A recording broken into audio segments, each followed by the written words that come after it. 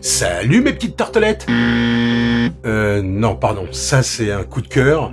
C'est la vidéo qui s'appelle Jojo Golden Moustache avec Nicolas Verneau. C'est un coup de cœur perso. Voilà, aujourd'hui on attaque le son, et on attaque le son par le début. Parce que avant la prise de son, il faut des micros. Comment ça marche? Qui sont-ils? Et comment les choisir? C'est quoi les micros? Eh bien ce sont des appareils qui transforment les ondes sonores en signaux électriques. Voilà, tout simplement. Alors comment ça marche? Très rapidement, regardez.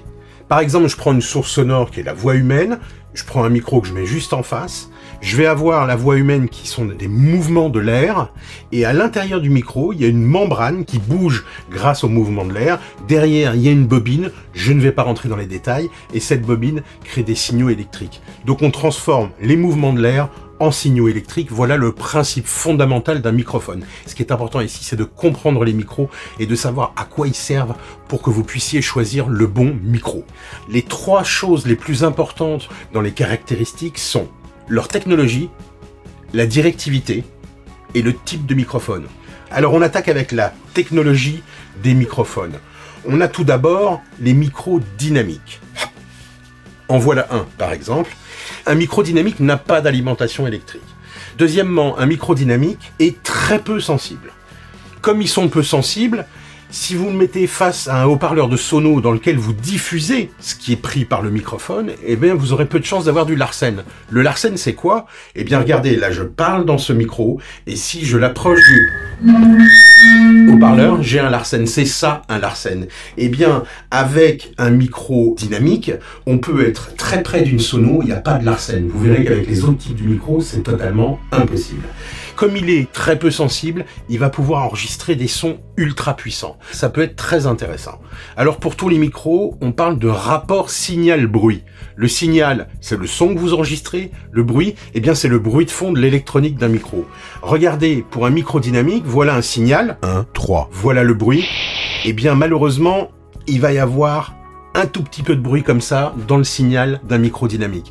Du coup, ces micros sont à des prix abordables. Mais vous avez vu, on peut pas tout enregistrer avec. Qu'est-ce qu'ils ont d'autre? Ils sont extrêmement solides. Et ils supportent très très bien les bruits de main. Vous verrez qu'avec d'autres modèles de micros, c'est une catastrophe. Alors voilà les plus connus. On les écoutera tous dans une deuxième vidéo et on essaiera de comprendre exactement à quoi ils servent. Le M88 qu'on retrouve pour du chant, vous avez celui-là, AKG 330BT.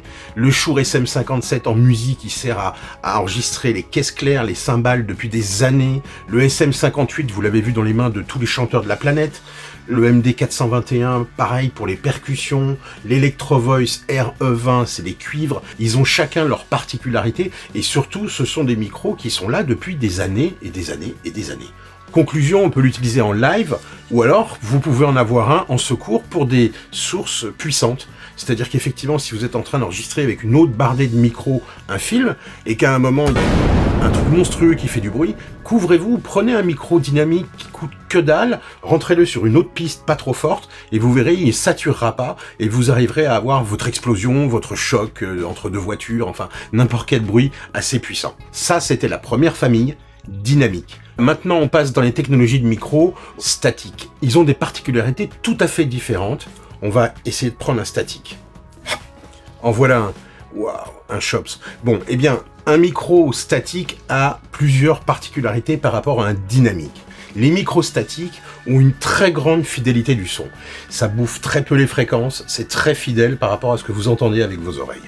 Deuxième chose, ils ont une alimentation externe. C'est-à-dire que souvent sur les consoles ou les petites boîtes de son, vous allez voir marqué 48 volts fantôme avec un petit bouton, un petit switch. C'est leur particularité. Ils sont extrêmement sensibles au son. Alors là, j'aime autant vous dire que si vous le mettez face à un haut-parleur qui diffuse le son qu'il enregistre, eh bien ça va faire un Larsen instantané. Il n'y a rien à faire. Un micro électrostatique, ça doit être vraiment loin d'un haut-parleur ou en tout cas caché ou à l'opposé. Et comme ils sont très sensibles, eh bien ils vont saturer assez rapidement sur les fortes sources sonores. On va pas s'amuser à enregistrer la grosse caisse d'une batterie avec ça, on va pas s'amuser non plus à enregistrer une explosion. Comme ils ont une extrême sensibilité, eh bien si vous croisez une fourmi qui vous chante un truc à l'oreille, vous pourrez enfin l'enregistrer. Regardez bien le rapport signal-bruit, eh bien il n'y a quasiment pas de bruit de fond sur ces micros. Vous allez me dire, c'est cela qu'il faut utiliser. Oui, il y a quand même un petit souci, c'est qu'il coûte extrêmement cher. Mais pensez à louer. Pensez à louer ce genre de choses, c'est vachement intéressant, à moins d'être ingénieur du son et d'en avoir acheté pour une longue carrière, c'est des choses qu'il faut louer en général. Qu'est-ce qu'ils ont comme autre particularité? Et c'est qu'ils sont extrêmement fragiles. Ce micro, par exemple, ce Shops, il va craindre énormément les chocs, les bruits violents, il mettra un moment à s'en remettre, et aussi, c'est l'humidité. Ils se mettent à faire des... Ils font des bruits à la con quand il y a une humidité ambiante. Autre particularité, ils font énormément de bruit de main. On verra ça dans la deuxième vidéo de la mise en pratique, mais c'est terrible quand vous le tenez à la main, ça fait des bruits pas possibles. Voilà une petite famille très connue.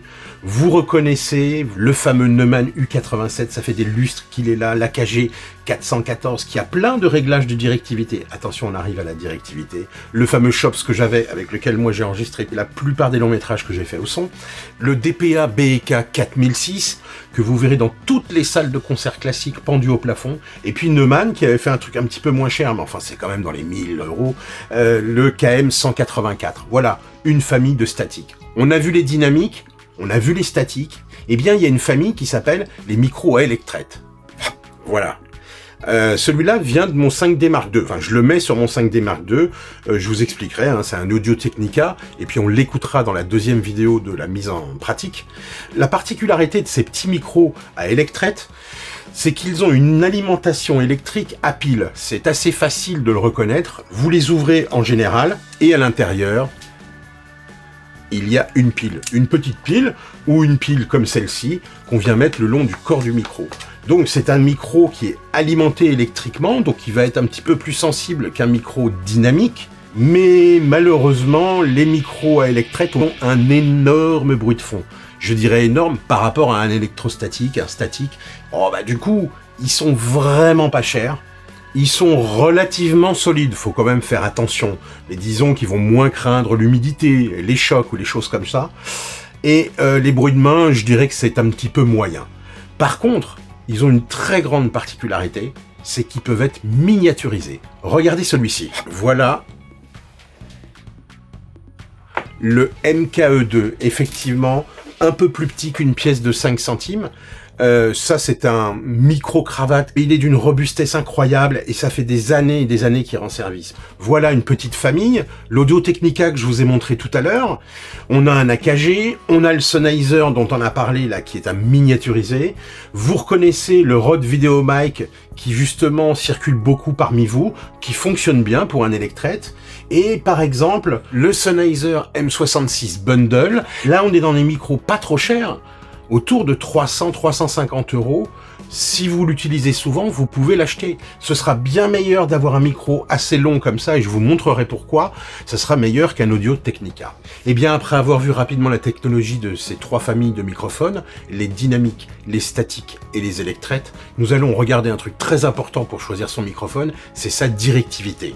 Je prends mon microphone habituel, et je peux avoir un microphone qui s'appelle un omnidirectionnel, c'est-à-dire qui va enregistrer tout autour de lui, qu'on soit devant le micro, derrière, sur le côté, tout autour. Regardez le champ sonore qui est représenté ici en bleu, on enregistre le son partout.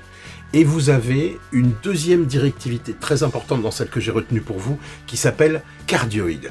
Les micro-cardioïdes vont plutôt enregistrer vers l'avant de la capsule. Regardez, si vous avez votre micro, ce qui va se passer devant le micro va être enregistré beaucoup plus fort que ce qui va se passer derrière. Attention, c'est pas comme un objectif je filme vraiment que là, le son, je vais récupérer des réflexions sonores de partout, il va rester des sons de derrière. Et vous avez aussi l'hypercardioïde, donc beaucoup plus pointé sur la source à enregistrer, mais par contre un lobe à l'arrière, c'est-à-dire que si je tiens un micro hypercardio comme ça, et que je souffle derrière, on va m'entendre, parce que derrière le micro, il y a une petite zone dans laquelle on enregistre encore du son. C'est un défaut de cette invention, mais dans tous les cas, si on met pas de son derrière, ça permet de pointer vraiment sur une source sonore dans une direction.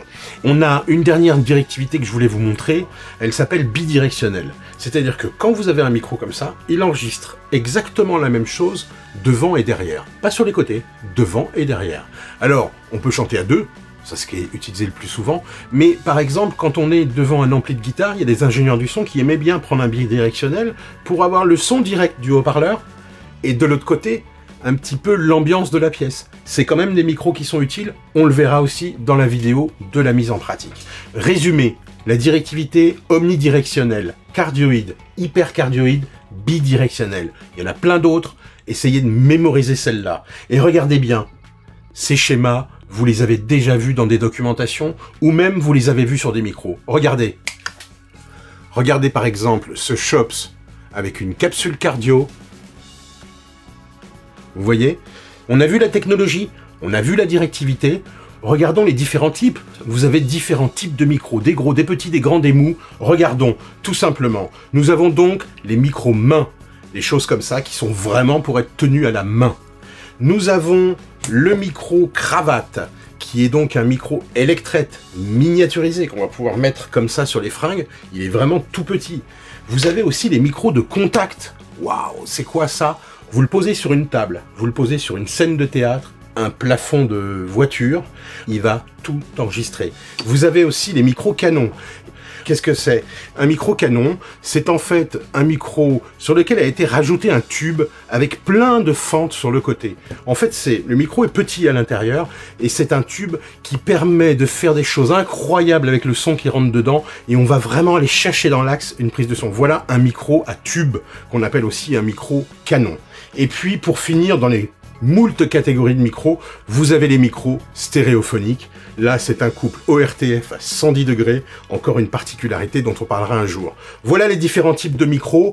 J'espère que vous aurez bien retenu les technologies dynamiques, statiques, électrètes, et que vous aurez retenu les directivités omnidirectionnelles, cardioïdes, hypercardioïdes, bidirectionnelles, ainsi que les différents types de micros. Maintenant, vous pouvez cliquer sur la suite. C'est la vidéo de la mise en pratique de tous ces micros pour de la prise de son. Explosez les pouces bleus si la vidéo vous a plu. Et à la semaine prochaine. Au revoir.